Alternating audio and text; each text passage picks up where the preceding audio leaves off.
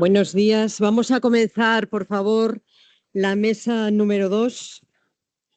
Mi nombre es María Castrillo, soy profesora de la Universidad de Valladolid y quiero empezar mientras se van callando, dando las gracias a los organizadores de esta jornada estupenda y por la oportunidad de participar en ella, y también a la revista y a los coordinadores del número monográfico, que creo realmente que es un número necesario. He estado pensando cómo darles las gracias y les voy a desear sobre todo tanto éxito como otro título que también tenía un ordinal por delante, un número por delante, que eran los 10 años de planeamiento urbanístico español. Es el libro que estuvo durante décadas en nuestras referencias bibliográficas de las escuelas de arquitectura. Pues ojalá este número monográfico de Ciudad y Territorio tenga al menos tanto éxito como aquel libro. Bien, la mesa que tenemos ahora se titula Los grandes temas y los grandes retos del urbanismo de los últimos 50 años. Y en ella van a participar, en primer lugar, José Manuel Naredo, que es profesor emérito de la Universidad Politécnica de Madrid, que participó en el número de Ciudad y Territorio con un artículo que se titulaba Urbanismo con burbujas, auge de las grandes operaciones y declive del planeamiento. La verdad es que creo que es súper oportuno que haya sido él el que esté en el primer orden de esta mesa, porque yo creo que su participación posiblemente dé pie forzado a las que vienen después y que todas ellas comparten algún aspecto de la interpretación que nos ofrece en este artículo el profesor Naredo. La segunda va a ser Cristina Fernández Ramírez, que es profesora de la Escuela Técnica de Arquitectura de Madrid, que por razones de salud no puede estar hoy con nosotros y se va a conectar. Espero que esté ya conectada y que nos esté oyendo. Entonces, Cristina va a participar online y ella va a tratar sobre las herramientas urbanísticas para el control del mercado inmobiliario, logros y fracasos de las políticas residenciales. Este artículo en la revista estaba también con la autoría de Raquel Rodríguez Alonso. En tercer lugar, Ana Sanz, que es profesora también de urbanismo en la Universidad Rey Juan Carlos, va a participar con democratización de la movilidad e integración territorial, los procesos de consolidación y difusión de las grandes áreas urbanas, que es un artículo que escribió con José Manuel Gómez Jiménez.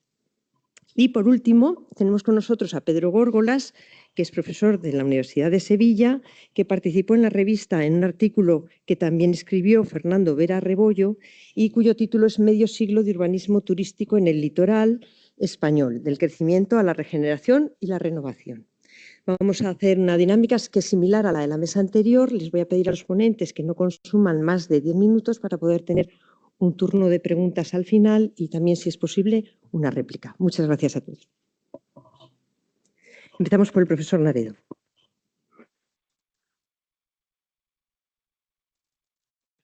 ¿Entenderlo? Bueno, pues muchas gracias. Y para mí un honor haber participado y estar aquí en esta presentación con el artículo que he titulado de esta manera, como se ha indicado. Y bueno, con el poco tiempo que tenemos, pues reconozco que no puedo contar el artículo, con lo cual voy a poner solamente el resumen. Entonces, se expone primero cómo el modelo inmobiliario español estableció unas reglas del juego económico que propiciaron burbujas especulativas y permitieron que los intereses inmobiliarios doblegaran la visión general del planeamiento a golpe de operaciones urbanísticas. Se repasa después la naturaleza de las tres últimas burbujas inmobiliarias y su incidencia sobre el orden territorial, urbano y constructivo, así como sus consecuencias. Por último, se analiza el ajuste post-burbuja y se observa que el modelo inmobiliario establecido ya no sirve bien para el propósito para el que fue diseñado, que es conseguir que la mayoría de las personas necesitadas de vivienda pudieran comprarla a crédito. Pero en cambio, el cambio de modelo inmobiliario no figura en las agendas políticas de los partidos gobernantes, pese a que dicho modelo no facilita ya ni el ajuste necesario ni ayuda a paliar los daños económicos y sociales, a la vez que sigue animando expectativas vanas y prácticas corruptas. Bien, pues este es el resumen, digo, para luego el coloquio, si queréis. Y ahora simplemente voy a subrayar algunos aspectos muy particulares. En primer lugar, quiero subrayar la importancia de lo que ha sido la burbuja, porque parece que no se sabe todo esto que ha traqueteado el país.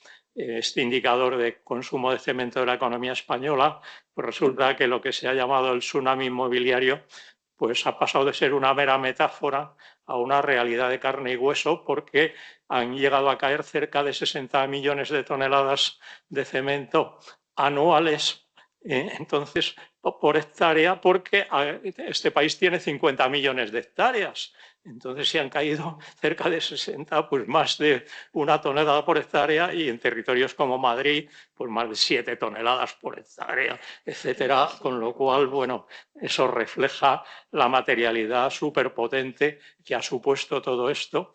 Cuando se construían más viviendas aquí en España que Francia y Alemania juntas, que tenían el triple de población y el doble del territorio. ¿Y qué pasa? ¡Hala! Y ahora resulta que hay necesidades de vivienda insatisfechas.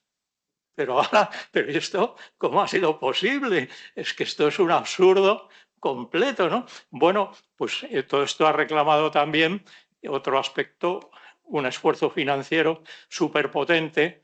Y yo como analista, bueno, este gráfico salía en el artículo, este ya no, porque resulta que yo como analista de coyuntura, pues por ejemplo, sigo el ratio créditos-depósitos para mostrar un poco el esfuerzo de financiación de la economía española, y vemos cómo con la última burbuja, bueno, culminó ya casi, había 1,6 créditos más que depósitos, y bueno, en sitios como Baleares, por ejemplo, pues es que había 2,5 veces más créditos que los depósitos. ¡Hala! ¿Y de dónde salía todo eso?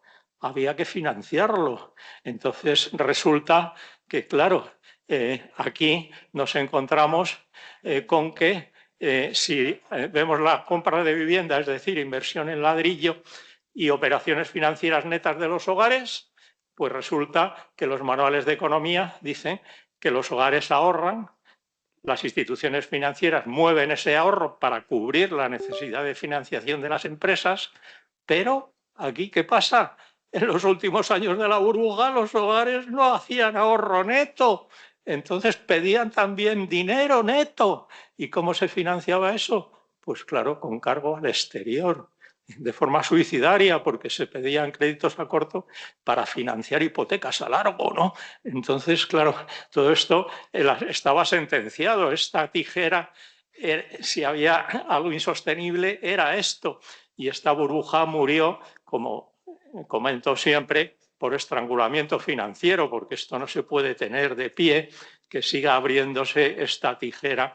Aquí, entonces, ¿qué pasa? Bueno, pues ya se pinchó, cae. Entonces, la inversión en ladrillo, se recupera el ahorro financiero de los hogares, ya volvemos un poco a la normalidad. Bueno, ese pico tan grande que ven ahí es con la pandemia, porque claro, el ahorro financiero se recuperó mucho porque había poco consumo, luego cae otra vez. Bueno, esto simplemente para señalar qué es lo que ha pasado, y ahora estamos en fase de pleno ajuste.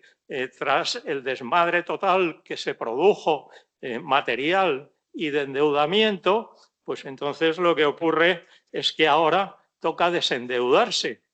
Y este es lo azul. Arriba, ese crédito para adquisición de vivienda propia sigue cayendo, pero es que sobre todo crédito a la construcción y a la promoción inmobiliaria, bueno, es como ha caído, claro, es evidente, ¿no? Y luego ya el otro agregado de compra e incluso rehabilitación, todo esto de la derecha, pues vemos que seguimos en fase de ajuste, porque no ha repuntado en general este panorama. Entonces, la gran peculiaridad es que en este ajuste que estamos, ¿quiénes son los nuevos inversores que han podido reactivar sin crédito el mercado inmobiliario? ¡Hala! qué cosa más rara. Dices, pues bueno, pues la realidad es sí ha ocurrido. Por una parte, corporaciones transnacionales deseosas de invertir en ladrillo, la abundante liquidez que se generó a nivel internacional para paliar los efectos de la crisis, es decir, la inversión extranjera en inmuebles cobró una fuerza inusitada en el panorama inmobiliario español. Entonces, por otra parte, pues personas y entidades, bueno, extranjeras, pero también autóctonas, sobradas de liquidez y animadas a invertir en inmuebles ante la rentabilidad del alquiler y los bajos tipos de interés y riesgos de otras inversiones.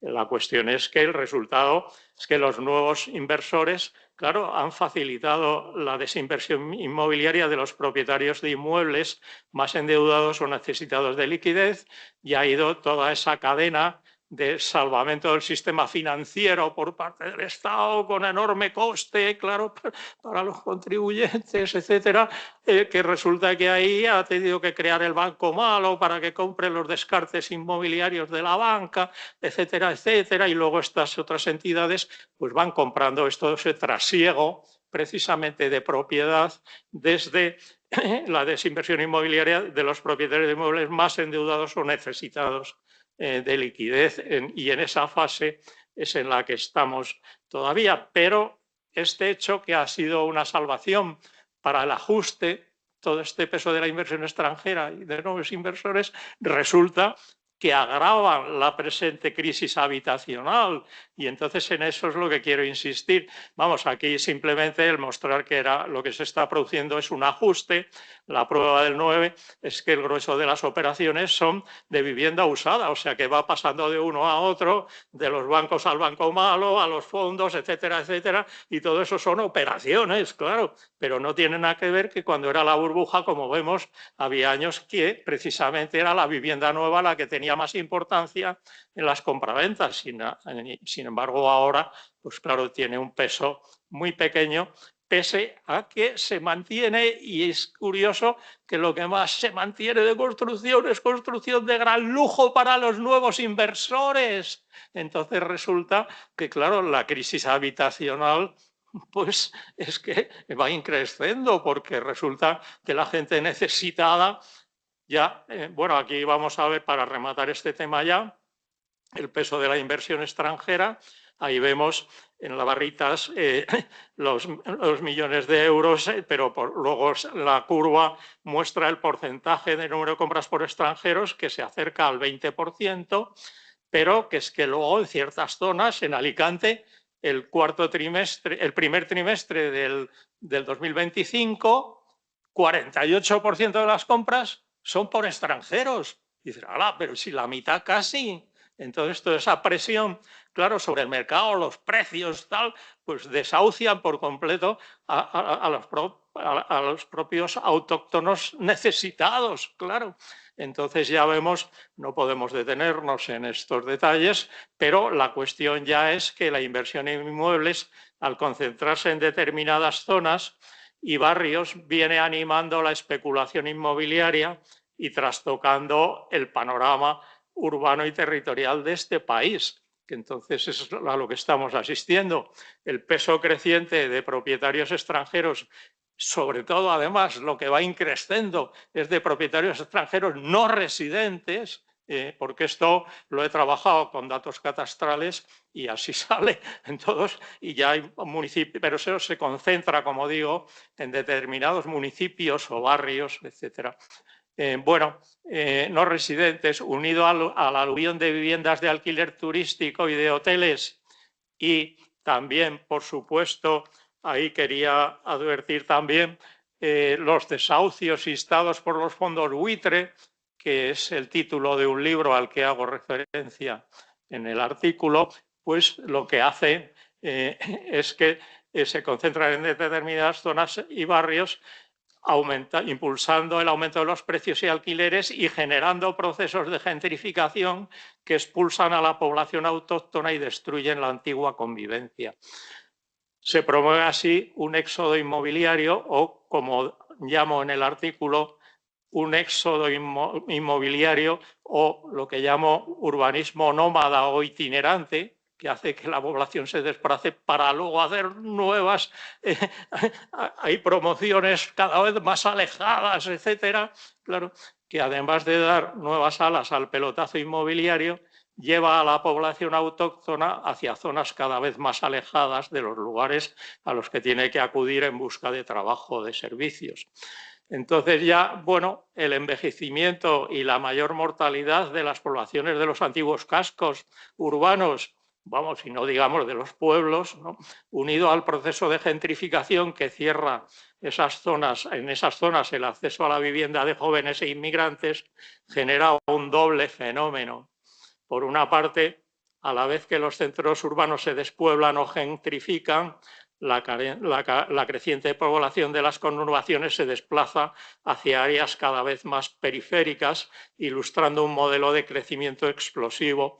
Claro que ecológicamente y todo es que es un desastre.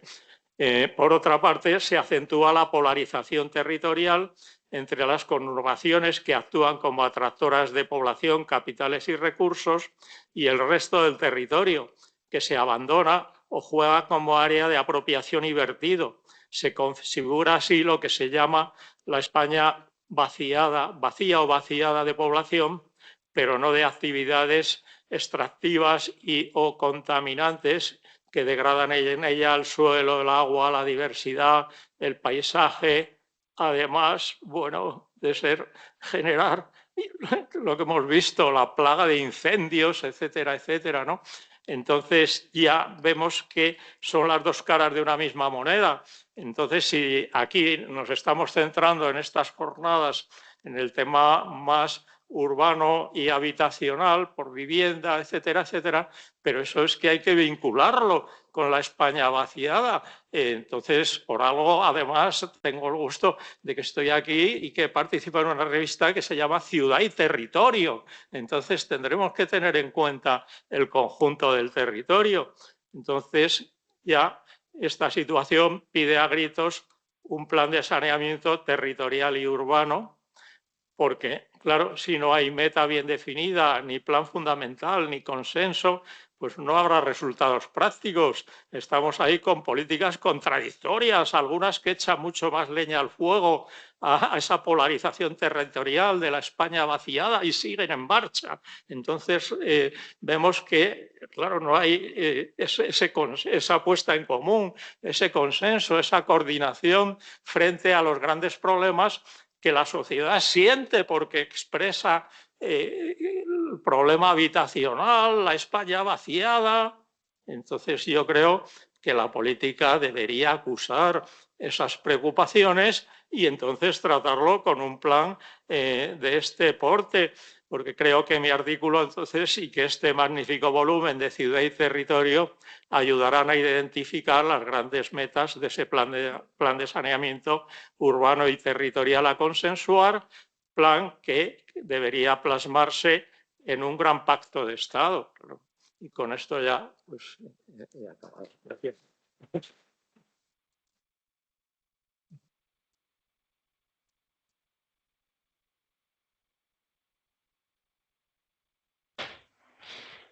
Tenemos ahora la conexión con Cristina Fernández. Me ha ajustado el tiempo. Hola, Cristina. no sé si se me oye. Cristina, Hola. sí te oímos. Vale, perfecto. Pues, buenos días, Cristina, sí te oímos. Buenos días y siento muchísimo no poder estar allí con todos ustedes. Pero si os parece voy a empezar. Lo que no sé es, yo no puedo controlar el PowerPoint, ¿no? Bueno, da igual. Yo no sé si alguien... Si le das la orden de pasar, hay una persona en la sala que va pasando las diapositivas. Vale, perfecto. Muchísimas gracias, Cristina. Nada, vosotros siempre. Bueno, pues el objeto del artículo con el que hemos participado en este monográfico, tanto yo como la profesora Raquel Rodríguez Alonso, era revisar la mirada aportada por la legislación urbanística al problema de acceso a la vivienda y al papel central del suelo, siempre en el centro de la polémica. Yo creo que pasamos, que esta es como la portada. El suelo ha sido en muchas ocasiones, y la actualidad pues no es una excepción, ha sido señalado como uno de los motivos del alto precio de la vivienda, ya sea por escasez o por su valor en mercado, trasladando el problema de acceso directamente a la producción de ciudad. Entendiendo que el valor económico del suelo se fija en función del uso que en él va a desarrollarse, su vinculación con el planeamiento pues es indiscutible, generando unas expectativas de rentabilidad del producto inmobiliario que no deberíamos obviar. Por tanto, la generación de plusvalía y la estrategia especulativa asociada acaban por interferir de algún modo en la provisión de vivienda asequible. Todo esto pues, nos muestra un escenario patente de divorcio entre las políticas de vivienda y el planeamiento, cuya única función parece ser poner a disposición el suelo residencial donde construir las viviendas, pero que creemos que su capacidad es claramente superior. En un repaso por las exposiciones de motivo de las leyes del suelo españolas desde el 75, pues hemos encontrado que aparecen 3 elementos de un modo invariante: la dificultad en el acceso a la vivienda y su relación con el precio del suelo, el problema de la especulación como consecuencia inherente al desarrollo urbano y el decisorio papel del sector de la construcción en el desarrollo urbano y la generación de vivienda.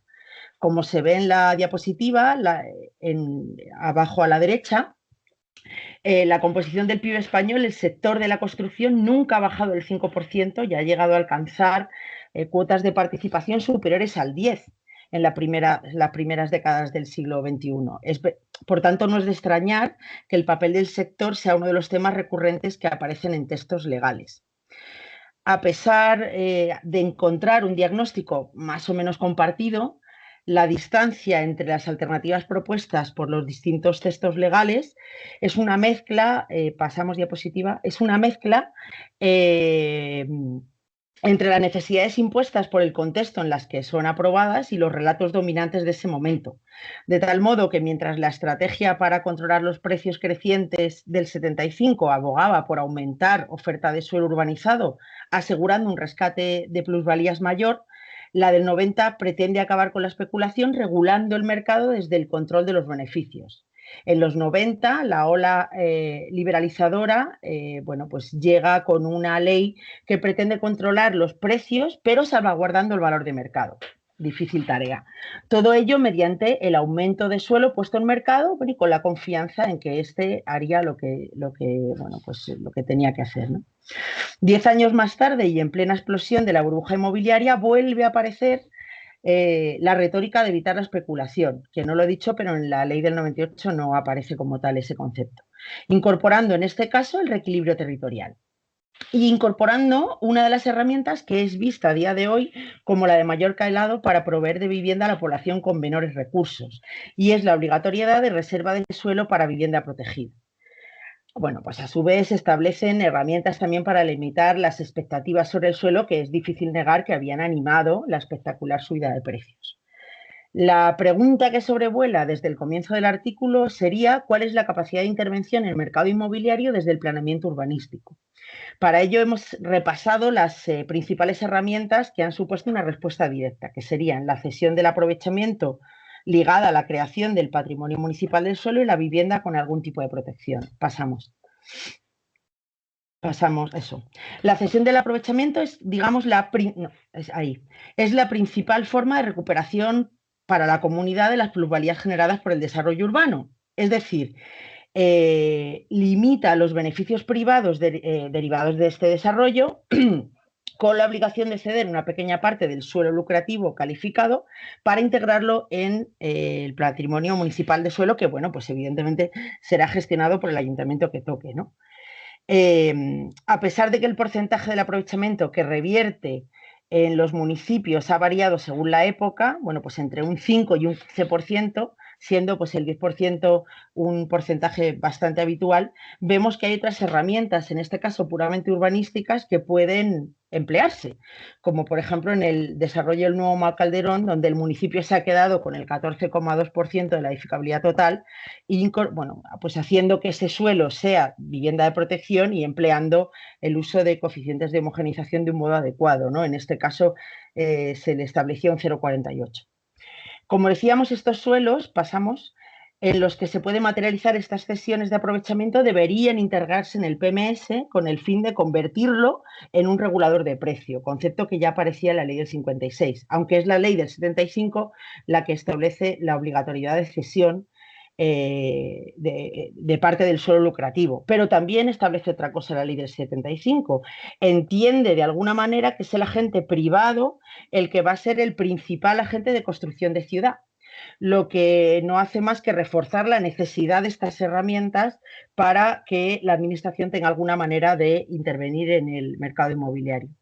La ley del 90 trata de fijar el vínculo entre cesión de aprovechamiento y política pública de vivienda, pero como todos sabemos, el Tribunal Constitucional lo anula en marzo del 97, ¿no? Ante el recurso interpuesto por 6 comunidades autónomas.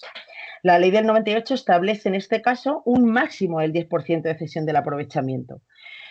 Podríamos decir que esta ley es un retroceso en el desarrollo de estas herramientas de intervención, pero bueno, es evidente porque la filosofía que sobrevolaba esta ley era bien otra, ¿no? Aunque el PMS sigue siendo una de las herramientas más potentes para modular el mercado inmobiliario, lo cierto es que en 2004 el Tribunal de Cuentas hizo una fiscalización a 144 ayuntamientos y, bueno, pues el resultado fue que solo el 16,3% de los bienes y derechos del PMS habían sido destinados a la construcción de vivienda con algún tipo de protección. Este es un valor medio, evidentemente, que oscilaba entre el 44% de Aragón y el 1,3% de Extremadura. Pasamos. La gran aportación, como decíamos, de la ley del 2007 va a ser la obligación de reservar un porcentaje mínimo de edificabilidad para vivienda con algún tipo de protección. Algunas comunidades ya lo habían hecho, ya lo habían regulado en su propia legislación. Destaca Navarra, País Vasco o Madrid en la ley 995.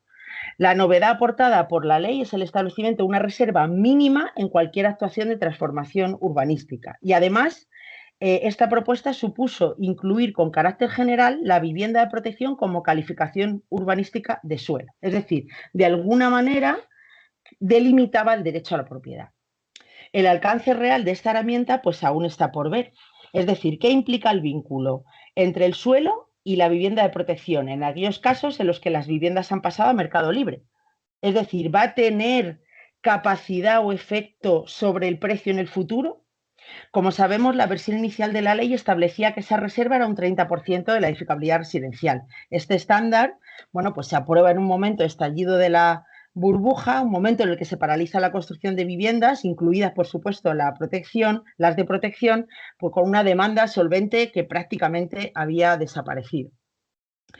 El precio máximo establecido por las autonomías excedía, como se ve en la gráfica, en algunos casos incluso al de vivienda libre, que se desplomó. En 2013 se modifica, reduciendo la reserva al 10%, incluso haciendo una moratoria de 4 años para aquellos municipios donde hubiera vivienda sin vender. Incluso en la Ley de Racionalización y Sostenibilidad de la Administración se permite aportar el PMS al pago de la deuda. Es decir, de alguna manera no se consideró la importancia de esa herramienta, ¿no? Recientemente, la Ley por el Derecho a la Vivienda ha aprobado el incremento de la reserva, pasando al 20% en suelo urbano y el 40% en urbanizable. En definitiva, el reto de garantizar el acceso a la vivienda se enmarca en un conflicto histórico entre el derecho a la propiedad y los límites impuestos por su función social, moviéndose entre la opción de desregular y aquella de más intervencionista, ¿no? Lo que es innegable es que estas viviendas con algún tipo de protección son las que son vistas como más exitosas, ¿no?, para intervenir en el mercado, porque el sistema es muy sencillo. Conseguir lograr meter en el mercado una cantidad suficiente de viviendas que no solamente sea capaz de facilitar el acceso a determinada población, sino moderar la tendencia alcista. Pero volvemos a la contradicción que encontrábamos antes, ¿no?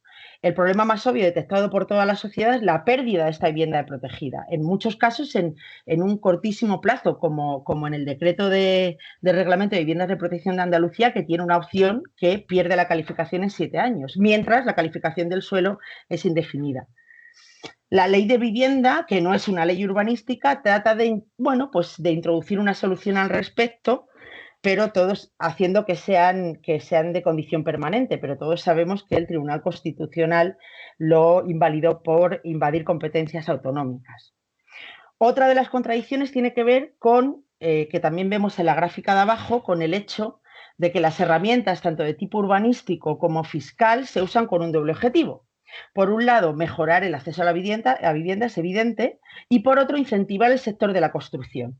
Esta situación nos posiciona ante paradojas como que se aumentan en ocasiones los precios de la vivienda de precio controlado por petición del sector de la construcción, pero sin plantear bueno, pues que la población objeto, la renta de la población objeto, desde luego va en detrimento. En conclusión, entendiendo que el planeamiento es el principal instrumento de ordenación urbanística en nuestro marco normativo, podemos decir que la desvinculación de este con la política de vivienda no hace más que entorpecer el éxito de uno y otro. Pasamos. Las herramientas específicamente diseñadas para lograr un mejor acceso, pues está bien, son interesantes, pero habría que ir un paso más allá, ¿no?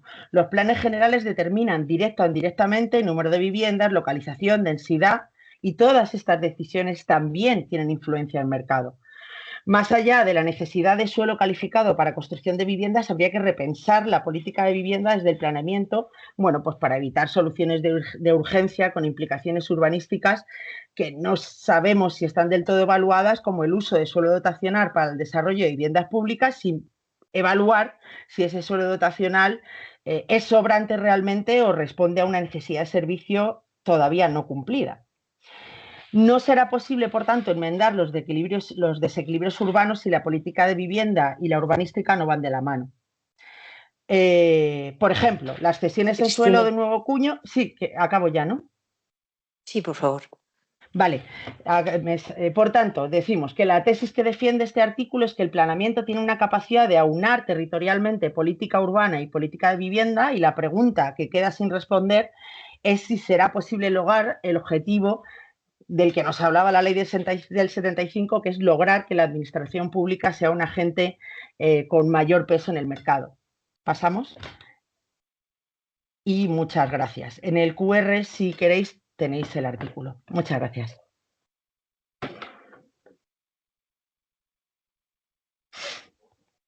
Siento la interrupción. No, en absoluto. La palabra es para Ana Sanz. Gracias, Ana.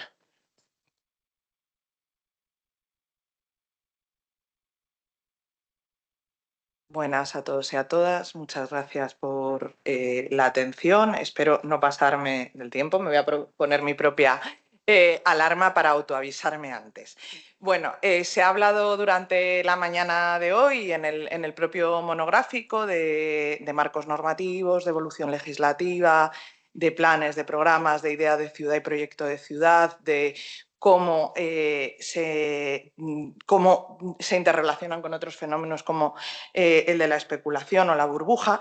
Y desde el artículo que hemos realizado el profesor José Manuel Gómez y yo, queríamos abordar esa materialización de todo lo anterior que ha transformado nuestras realidades urbanas y territoriales, y verlo desde las lentes o desde la visión de dos fenómenos que están muy profundamente interrelacionados, que son tanto los procesos de integración como la movilidad de estos espacios integrados. La idea con la que podíamos partir, ese dato de partida que podría ser el disparador de cuál es el interés de este análisis, es que desde el año 1975 no han dejado de aumentar los empleados o empleadas que trabajan fuera de su municipio de residencia. Entonces, en ese contexto... Sí, funciona.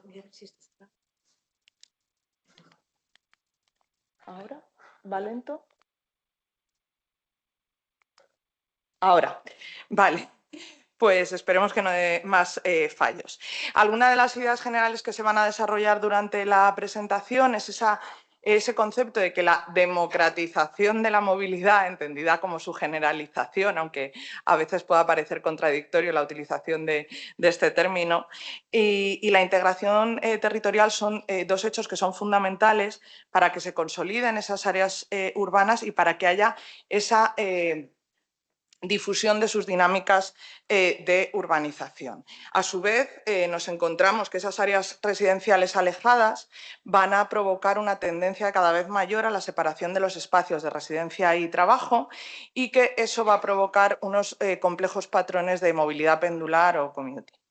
Esto, en términos...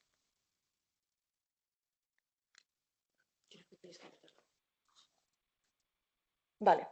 Estos procesos en realidad en territorios más alejados no van a llegar a generar nuevas oportunidades y van a seguir de alguna manera perpetuando ese vaciamiento demográfico y además en torno a esas grandes metrópolis nos vamos a encontrar sí un desarrollo urbano extendido, pero que van a generar tanto externalidades no deseadas como nuevos retos de gobernanza y gestión, como, y es una de las cuestiones que nos gustaría hacer incidencia, una dificultad de esa planificación por esa fragmentación administrativa que no se corresponde con la escala, las dinámicas y los patrones del fenómeno. Entonces, en términos como conceptuales, en el artículo se define que esas realidades territoriales interrelacionadas emergen de la integración funcional, que la podríamos entender como esa fusión progresiva de elementos de mercados laborales que previamente estaban diferenciados y que acaban funcionando en un único sistema territorial integrados. Estas realidades territoriales las podríamos diferenciar en tres tipos, en realidad son casi como una muñeca rusa que se va metiendo una dentro de otra, esas grandes áreas metropolitanas que necesitan, para que las denominemos como tal, una masa crítica mínima, que sí que estructuran en el territorio esas relaciones entre residencia y empleo y que implica necesariamente la expansión urbanizadora.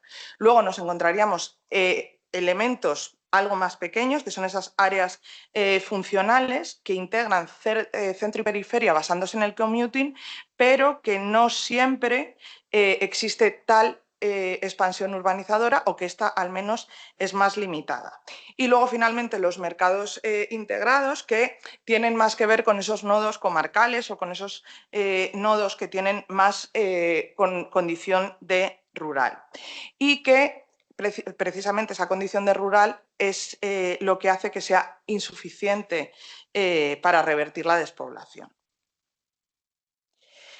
Para entender estas relaciones interterritoriales tenemos que entender que hay una serie de factores que surgen, o sea, estas realidades territoriales surgen gracias a unos factores habilitantes y también son promovidos por unos elementos inductores o facilitadores.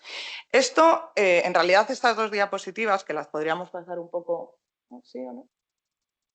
En realidad están hablando casi como voy a utilizar una analogía, no se sabe un poco qué fue antes, el huevo o la gallina, qué fue antes. La expansión de redes e infraestructuras, la democratización de la movilidad individual, la presencia de determinadas concentraciones laborales, la conversión, o sea, estamos hablando de una cantidad de fenómenos que lo que hacen es, de alguna manera, retroalimentarse e ir creando esas realidades territoriales interrelacionadas que van a ir de alguna manera creándose de manera cada vez mayor. Y aunque hay algunas razones o ideas estructurales que van detrás, pues también tenemos razones individuales y subjetivas, muchas veces, que se ha hablado durante la mañana, influenciadas por esos imaginarios colectivos que tenemos todos y todas. Vale.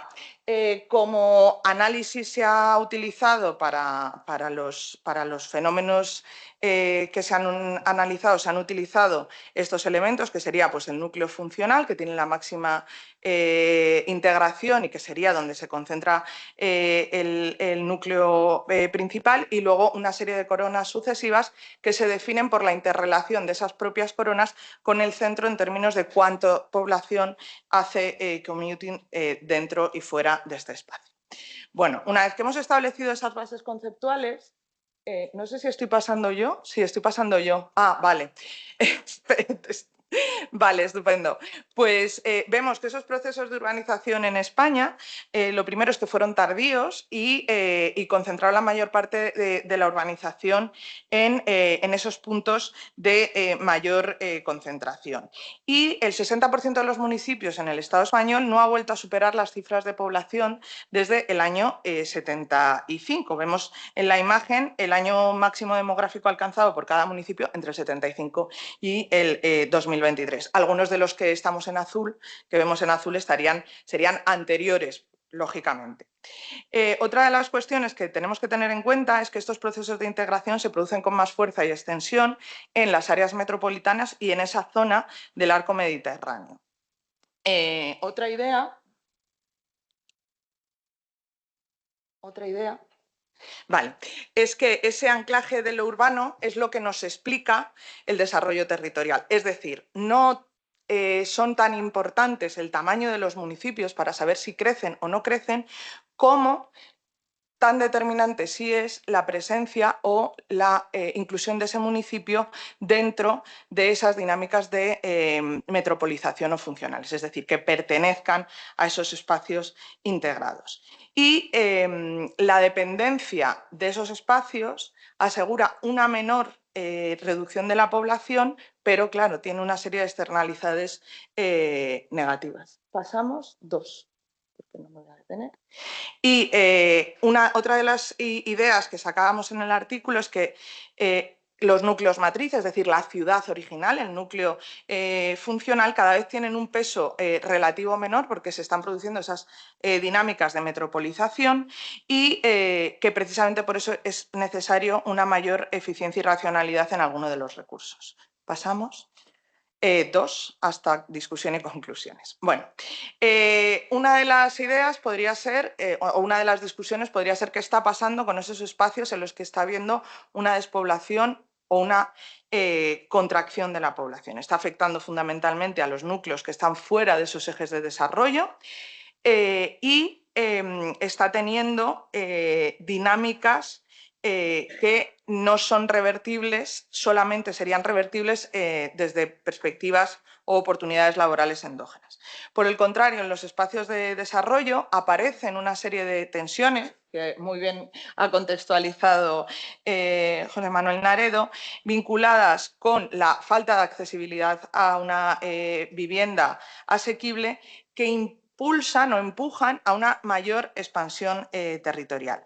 Aquí hemos reflejado una idea que quizá puede ser controvertida y un poco provocadora, y es esa idea que esa expansión metropolitana, no siempre claramente buscada, ha sido esa no política pública que ha lidiado con el problema de la vivienda y que a través de esos grandes procesos de urbanización y de difusión se ha creado esa oportunidad de vivienda que ha cubierto en algunos casos esa necesidad, pero precisamente con esas externalidades negativas que hemos identificado en ocasiones a lo largo de la presentación.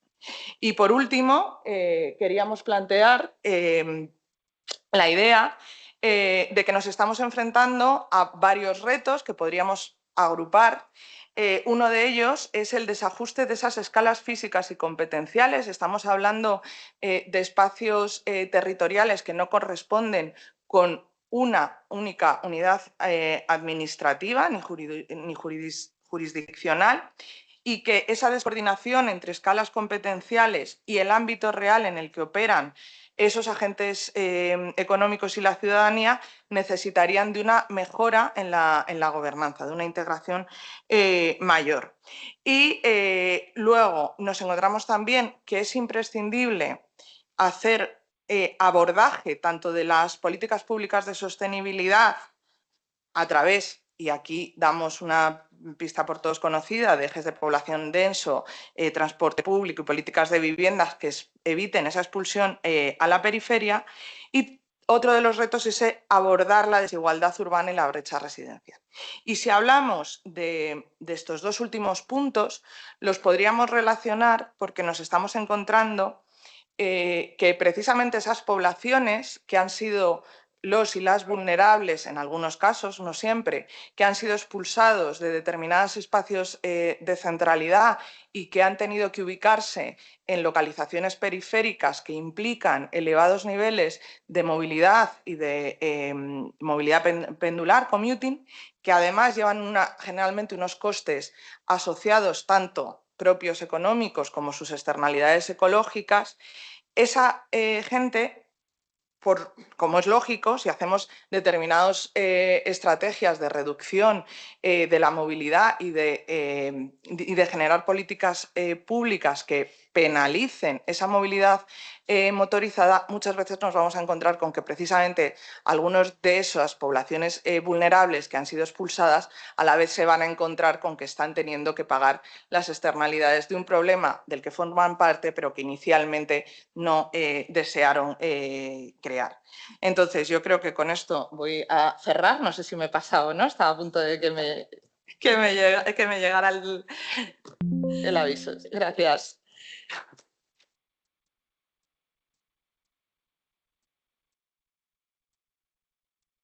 Muchas gracias, Ana. Pedro Górgolas es el siguiente participante.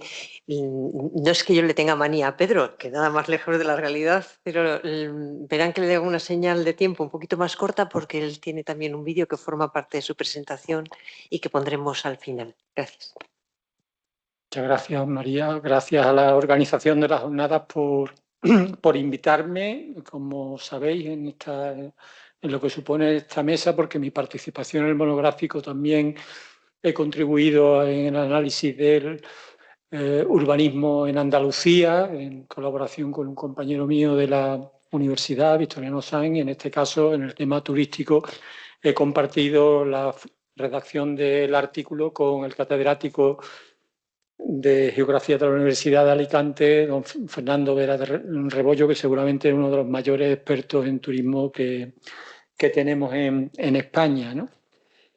Bien, bueno, yo no tenía muy claro cómo organizar esta charla, si primero poneros el vídeo, si primero dar unos datos, y bueno, voy a simplemente apuntar una cuestión y después voy a lanzar el vídeo para después finalmente concluir con algunas reflexiones o conclusiones posteriores, ¿no? Bien, el urbanismo turístico que se ha desarrollado en España, en las áreas litorales mediterráneas, que es el objeto de estudio del artículo, sí ha estado caracterizado por algo, yo creo que inequívocamente por su instrumentalización inmobiliaria. Creo que eso es evidente y eso ha tenido dos consecuencias básicas. Por un lado, un modelo de alojamiento claramente basculado hacia lo residencial, donde las fórmulas de alojamiento turístico reglado han sido absolutamente marginadas. Por ejemplo, en Andalucía, el parque residencial de los municipios litorales es un 60% superior al número de hogares, lo cual ya es sintomático. El conjunto de viviendas de potencial uso turístico, que conforman la suma de viviendas de segunda residencia más vivienda vacía, representa más del 50% del parque residencial total. Claro, eso ha dado lugar a una ciudad a tiempo parcial, una ciudad infrautilizada, una ciudad donde fuera de los periodos vacacionales veraniegos, pues prácticamente se encuentra sin uso. O sea, hay ciudades en el litoral andaluz, en la costa de Cádiz, donde en verano se alojan 200.000 personas y en invierno no viven más de 20.000. Se multiplica la población por 10. Bueno, esto se reproduce evidentemente en todo el litoral. La otra cuestión, además del turismo claramente residencial, pues ha derivado en una consecuencia territorial también clarísima, que es la masiva ocupación artificial del territorio, que además ha estado alentada, y voy a utilizar una expresión de Luis Fernández Galiado, por un urbanismo basura que ha escombrado nuestro territorio. En el caso del litoral, a través de la colisión inconexa, salpicada, fracturada de campos de golf, resort turístico, complejos inmobiliarios y, sobre todo, masivas urbanizaciones de segunda residencia. Solamente un dato: el 48% de la trama urbana de la Costa del Sol Occidental, que está conformada por 9 municipios, la unidad territorial, está vinculada a la presencia adyacente de campos de golf. En la Costa del Sol Occidental, que no tiene ni siquiera 100 kilómetros de costa, se desarrollan 43 campos de golf. 43 campos de golf en 100 kilómetros. O sea, la ratio media es un campo de golf cada 2 kilómetros y pico, cada 3 kilómetros. Imaginaros esto extendido a toda la costa. Claro, este ritmo de artificialización nos da datos absolutamente pavorosos. Por ejemplo, en el litoral andaluz, durante las 2 décadas que median entre el 87 y 2006, muy coincidentes con el periodo explosivo del tsunami urbanizador, pues el incremento de superficie artificial ha sido del 74%. Pero en el litoral valenciano hay casos sintomáticos. Torrevieja. En Torrevieja, en ese mismo periodo, se ha duplicado, es decir, la ciudad existente ha duplicado su superficie en 20 años. Pero si descendemos a municipios, en la Costa del Sol Occidental, un pequeñito municipio que se llama Casares, que fue donde nació Blas Infante, el padre de la patria andaluza, pues tiene un pequeño cordón territorial que asoma al litoral. Bueno, pues en ese pequeño cordón se ha producido un incremento de la superficie artificial del 264% en 5 años, del 2000 a 2005, que es el periodo más intenso del tsunami urbanizador de la última burbuja inmobiliaria. Oriol Nelo nos dice que en ese quinquenio, en el conjunto de España, se urbanizó a una cadencia de un ensanche de Barcelona cada 10 días. Es decir, que anualmente se urbanizó en España una superficie equivalente a 37,5 ensanches de Barcelona. ¿Y qué ha ocurrido? Pues evidentemente 2 cuestiones básicas. Por un lado, la mutación de la ciudad compacta tradicional en una ciudad dispersa, con un predominio clarísimo del tejido discontinuo sobre los tejidos más compactos de cascos y ensanche. Hay datos en el artículo importantes. Pero a mí me interesa destacar una disfunción territorial o una patología territorial que es novedosa y sobre la que seguramente no hemos reparado en la necesidad de pensar en cómo intervenir en ella, que es el volumen ingente de suelo urbanizado no edificado que hemos heredado de la deflagración repentina de la burbuja inmobiliaria y de la súbita caída del sector inmobiliario. En el litoral valenciano, según datos del Inventario de Suelo Urbano y Urbanizable del Instituto, hay 33.000 hectáreas de suelo urbanizado no edificado. En el litoral andaluz, más de 4.500 hectáreas. Pero claro, si medimos eso en la oferta residencial potencial que tiene ese suelo y que no está materializada, nos podemos quedar perplejos.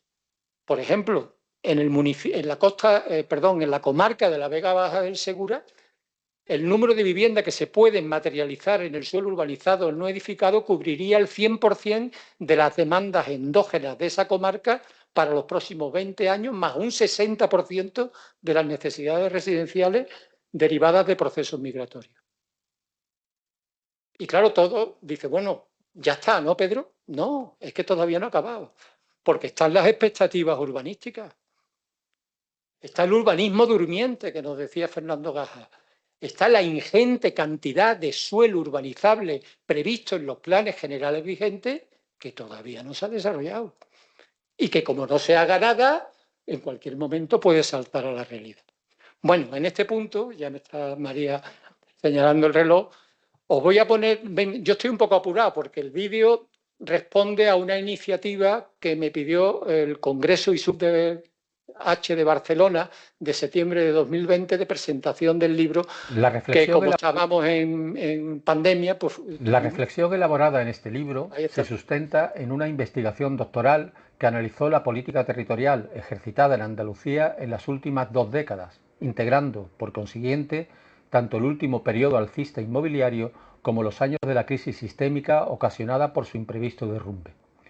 El texto se adentra, en primer lugar, en evaluar el severo impacto territorial generado en el litoral andaluz durante los años del frenesí inmobiliario.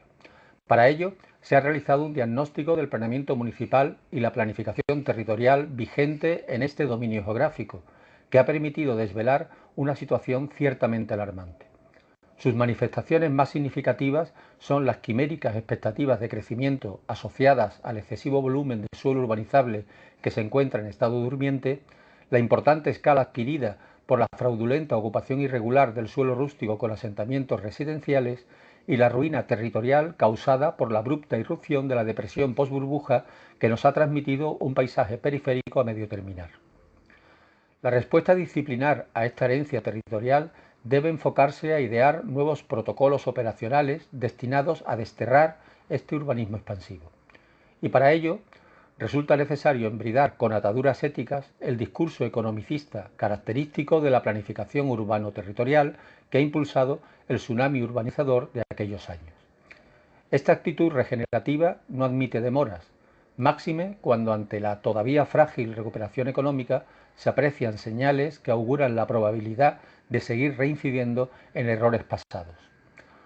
Con el propósito de contribuir a evitar esta eventualidad, en el último capítulo del libro se realiza una exploración tentativa y experimental sobre los nuevos axiomas que han de regir un urbanismo transformacional que priorice la contención en el consumo de suelo, enfatice la revitalización de los desnutridos e inacabados espacios residenciales periféricos de última generación y revierta la patológica situación creada por la importante suburbanización irregular aflorada en el litoral andaluz. El objetivo de este capítulo final responde, por un lado, a la necesidad de tipificar la casuística territorial transferida tras la deflagración de la burbuja inmobiliaria y, por otro, a la voluntad de sistematizar las soluciones urbanísticas ensayadas en términos de eficiencia, verosimilitud y gestionabilidad. Porque si algo cabe concluir del relato realizado en el libro, es que el urbanismo neoliberal practicado en el litoral andaluz durante el último ciclo alcista inmobiliario, lejos de fomentar su resiliencia, ha aumentado su vulnerabilidad, al optar por un modelo territorial excesivamente especializado en el turismo residencial, inductor de una fuerte polarización social y claramente insostenible en materia ambiental. En el caso del litoral, el suelo urbanizado no edificado se encuentra absolutamente desnutrido de vivienda protegida, pero no por nada, sino porque es un suelo desarrollado con unos modelos territoriales establecidos en un planeamiento que es anterior. En Andalucía la vivienda protegida es exigible desde el 2003, desde la Ley de Ordenación Urbanística del 2003, pero que estos planes son anteriores y siguen vigentes. En el litoral castellonense hay un municipio cuyo plan general está vigente desde 1977 y todavía le queda suelo urbanizable por desarrollar, es decir, dentro de 2 años va a cumplir sus bodas de oro. Y bueno, planes de más de 30 años, claro, entonces no hay vivienda protegida. Por ejemplo, yo digo en el caso del litoral, en otro seguramente sí. Pero yo estoy de acuerdo con lo que usted ha dicho, Eduardo. O sea, que hay suelo para parar 11 barcos. O sea, que todos estos mensajes que nos están bombardeando estos teóricos expertos de los debates televisivos de que no hay suelo, de que hay que liberalizar el suelo, de que hay que seguir creciendo como si no hubiese un mañana, yo creo que los datos revelan claramente lo contrario. Claramente lo contrario.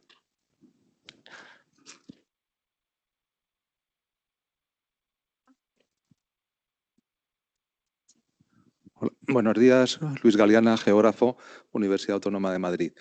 No son 2 preguntas, son 2 breves comentarios.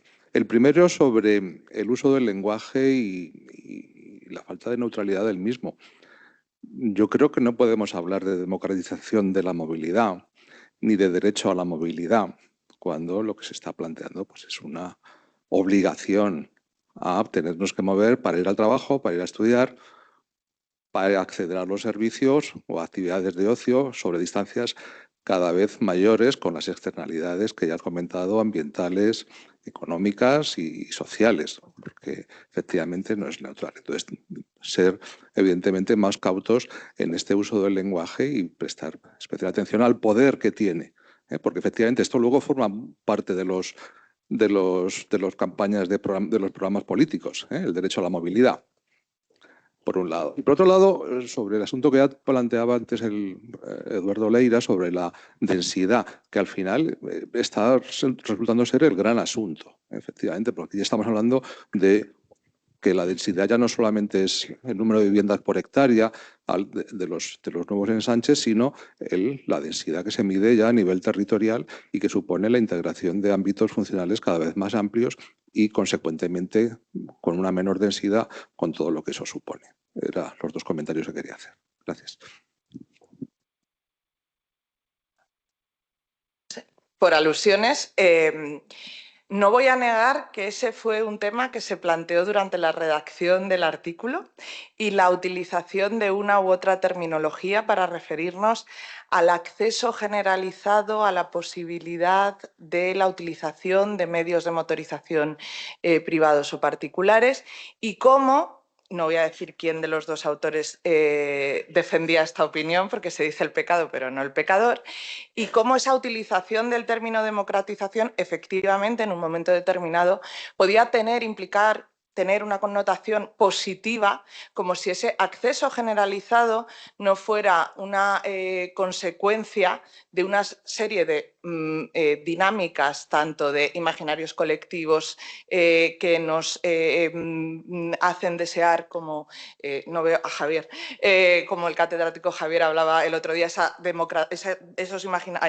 mañana, esos imaginarios colectivos en los que se decide una determinada localización, esa expulsión de determinados centros o espacios complejos que no permiten la localización residencial donde los usuarios deberían. Entonces, totalmente de acuerdo, era una manera simplificada de expresar una capacidad de acceso a determinados medios que se produce y efectivamente tiene determinados matices su connotación negativa y no lo debemos entender como una cuestión positiva, sino sí, recojo el guante y ha sido un debate dentro del proceso y precisamente esa imposición de determinados modelos de movilidad que no son siempre deseados, pero que el acceso a los medios de transporte se generaliza. Generalización quizá puede ser. Generalización del acceso.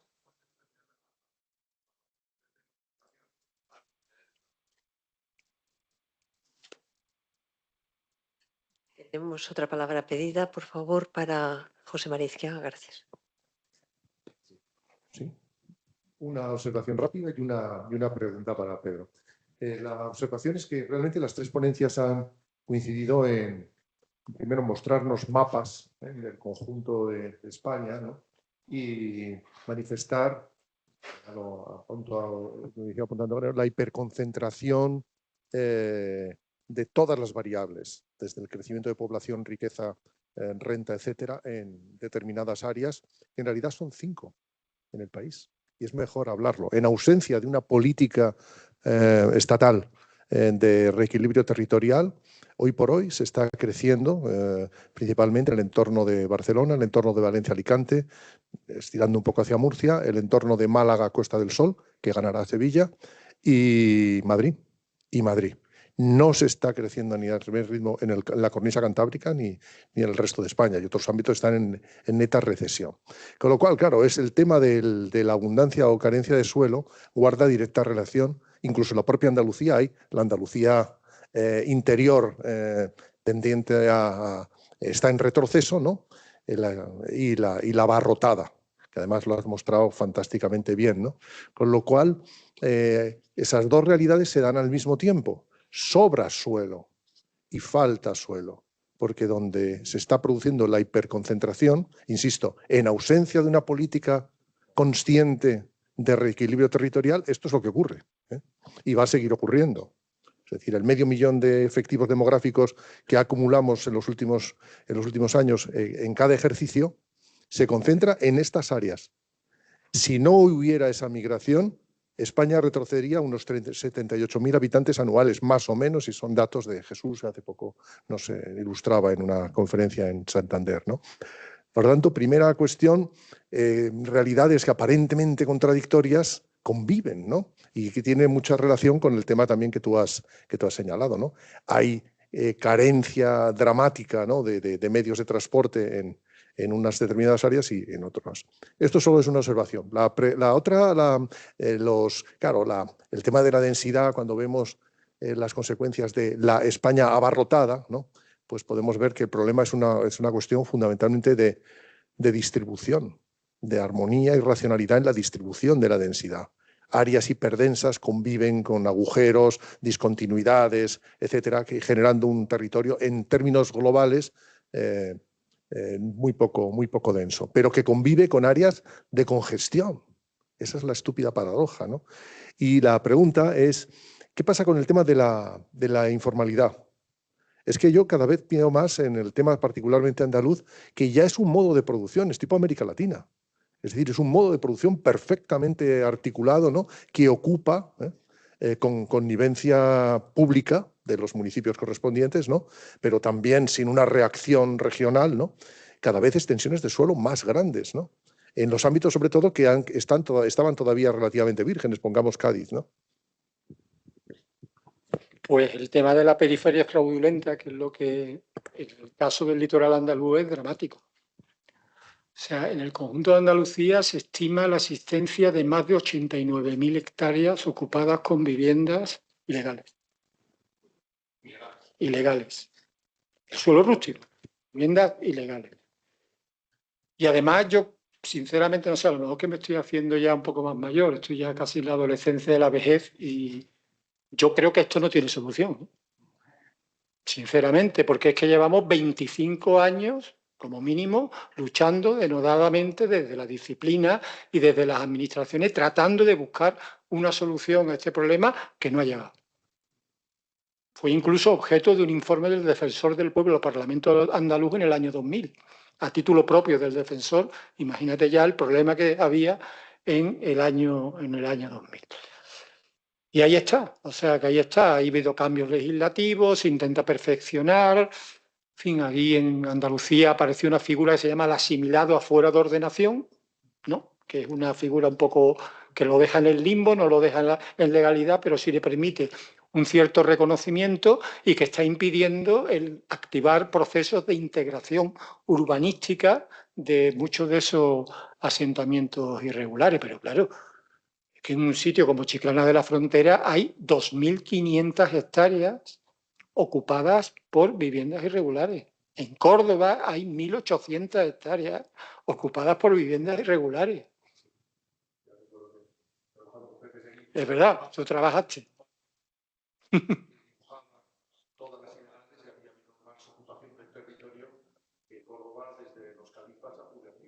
Claro, por supuesto. Entonces es un problema importante el que todavía, yo creo que es la gran cuenta pendiente del urbanismo andaluz, la irregularidad.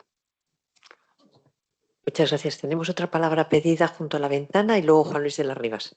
Y con eso tenemos que cerrar. Les voy a rogar brevedad. Bueno, hay otra palabra pedida. Es que no me sé el nombre, disculpen.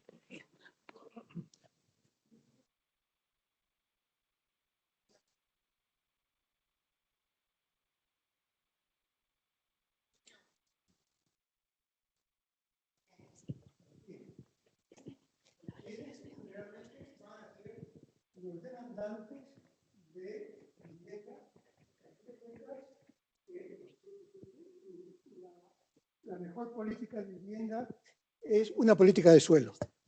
La mejor política de vivienda es una política de suelo. Entonces, ¿cuál es la perspectiva actual? La perspectiva actual es que desde el año 2000 2016 no crece la población nativa española. Es decir, todo el incremento, o sea, todo el incremento de hogares que se va a dar, bueno, es decir, todo el incremento de personas y, todo el incremento, y casi todo el incremento de hogares va a estar concentrado en la inmigración.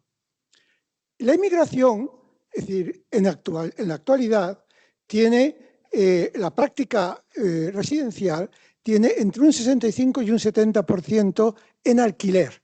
O sea, para los próximos 15 años necesitaríamos en torno a 1.800.000 viviendas en general para inmigrantes y 1.400.000 para viviendas en alquiler para los inmigrantes si queremos mantener el crecimiento actual.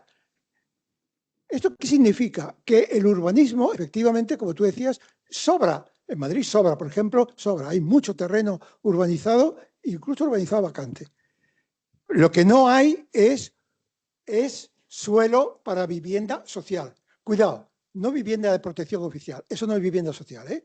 La vivienda social, entendida como se entiende generalmente en toda Europa, es vivienda en alquiler a precios adecuados a las capacidades adquisitivas y las capacidades de alquiler de la gente.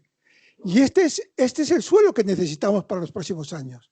Necesitamos suelo para ese incremento poblacional formado por inmigrantes, de los que la gente habla mucho de las necesidades actuales de vivienda para los jóvenes. Son sobre todo los inmigrantes los que realmente necesitan vivienda en estos momentos. Y esa situación necesita solventarse a partir de la construcción de viviendas sociales. Y para la construcción de viviendas sociales hace falta calificar suelo adecuado para esas viviendas sociales. Es decir, suelo público, no suelo solamente de vivienda de protección oficial, de las cuales, por cierto, en alquiler no llegan ni siquiera, es decir, son una minoría. Es decir, pero una minoría muy básica. Es decir, que en ese sentido no podemos pensar que las viviendas de protección oficial vayan a ser alquiler. Ese es el urbanismo que necesitamos, un urbanismo realmente que resuelva el problema de la residencia de lo que va a ser los próximos 15 años en España, que es el de una población nacida en el extranjero, que actualmente vive en alquiler en situaciones realmente muy precarias. Es decir, generalmente, como sabéis, lo que está pasando actualmente es que ya no se demanda vivienda, se demanda habitaciones. Por lo menos fundamentalmente en esas grandes ciudades en esa zona en las cuales se concentra el 76% del crecimiento actual, que es todo el litoral mediterráneo, las islas y el centro. Y prácticamente donde se concentra todo. Nada más. Muchas gracias. Juan Luis, por favor. No, al final, sí.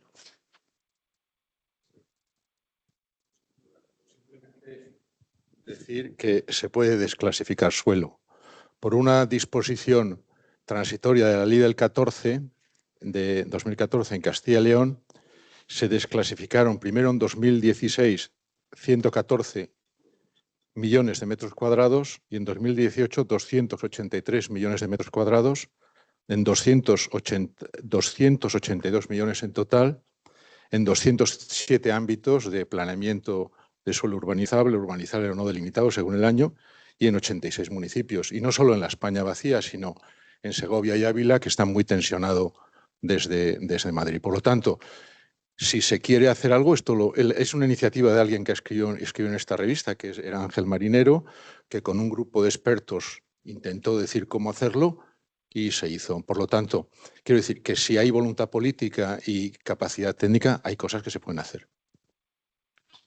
Estoy completa. Además, creo que esta ley del 2014 de Castilla y León es ejemplar en ese sentido, ¿no? Y marcó el rumbo que después no ha sido seguido por otras comunidades. Mirad la nuestra, la última ley, que tiene el acrónimo de lista. Sí. Pues nuestra legislación no solamente no ha ninguna medida de estas, sino que se le da vigencia y ejecutividad indefinida al planeamiento vigente. A este que he dicho antes, que tiene 30, 40, 25 años que se redactó mayoritariamente entre el segundo quinquenio de los 90 y primeros años 2000. Claro, ¿cuándo se va a revisar el planeamiento en Andalucía para adaptarlo a la nueva legislación? No lo sé, yo tengo un dato que es el de la anterior ley. Cuando se deroga en diciembre de 2021 lleva prácticamente 20 años de vigencia. En esos 20 años, solamente el 23% de los 786 municipios andaluces están adaptados plenamente su planeamiento a esa legislación. El resto no. Entonces se augura una vigencia. ¿Por qué? Porque la obsolescencia que tanto se critica, ¿no? Recuerdo el monográfico de 2023 sobre el planeamiento, ¿no? Fue recurrente en casi todas las reflexiones, la obsolescencia. ¿Por qué es obsoleto el planeamiento? Porque las administraciones locales quieren. Se aferran numantinamente a sus modelos de ciudad todavía expansivos. Entonces, claro, es muy complicado. Y la administración regional no toma medidas para obligar a su inmediata revisión para impulsar un cambio de ciclo hacia, pues, no sé, un urbanismo no tan reincidente y algo más resiliente, ¿no? Pero esa es la realidad. Sí. Sí, no quería, como ya vamos a subrayar, que para mí, lección primera del planeamiento, pues tiene que ser gestionar en régimen de escasez los dos stocks básicos que hay. Uno es el suelo, el territorio, es decir, toda la superficie geográfica, y otro, el patrimonio inmobiliario. Y entonces resulta que seguimos con un oscurantismo fuerte, porque resulta que ahí, bueno, mismamente yo cuando traté de actualizar, que luego la ocupación del suelo en Madrid, pues ya lo tenemos, está el planeamiento, voy a ver, respecto a foto aérea que tenía yo, vamos a sacar Cercedilla y resulta que tenía yo mucha más ocupación anterior que lo que tenían ahí. ¿Qué es esto? Camorritos, una urbanización muy antigua que había, entonces pintada de verde. Tiro del Sur, plagado de justo fuera de planeamiento, plagado de cosas que no salían. Entonces, quiero decir que desde el propio suelo, pero luego entonces vas al patrimonio inmobiliario y no sabes lo que hay. Ahora salí por la carretera de Extremadura, bueno, la de patrimonio abandonado ahí, todos los de viviendas, de todo lo militar por ahí, saliendo hacia la carretera y tenían que dormir ahí en el aeropuerto, la gente sin vivienda, hombre, no sé. Entonces, y he visto yo vivienda social antigua, tapiada en Madrid para que no se meta nadie. Entonces dices, hombre, habrá que inventariar y bien para saber de qué estamos hablando, porque también de dónde ha salido el 1 millón de viviendas más que han aumentado en alquiler en los últimos años. Pues gracias que, según la estadística tributaria, se ve que el grueso, más de la mitad, eran, claro, viviendas secundarias o desocupadas. Entonces, la gente las ha movilizado, ¿no? Porque entonces salen de pronto y no se construye casi, de pronto sale 1 millón más en alquiler. Dices, ahí yo creo el manejo pues, de la estadística tributaria, de poner todo bien al día, de seguir con un análisis de verdad, pues de esos dos stocks, pues sería la base, pues precisamente para lo que ya había comentado de ese planeamiento territorial y urbano, es unido a saneamiento, porque claro, vemos que lo de la España vaciada tampoco pinta muy bien. Entonces, bueno, pues nada. Pues, muchas gracias a todos. Creo que enlazamos directamente con la siguiente mesa, ¿verdad? Pues muchas gracias.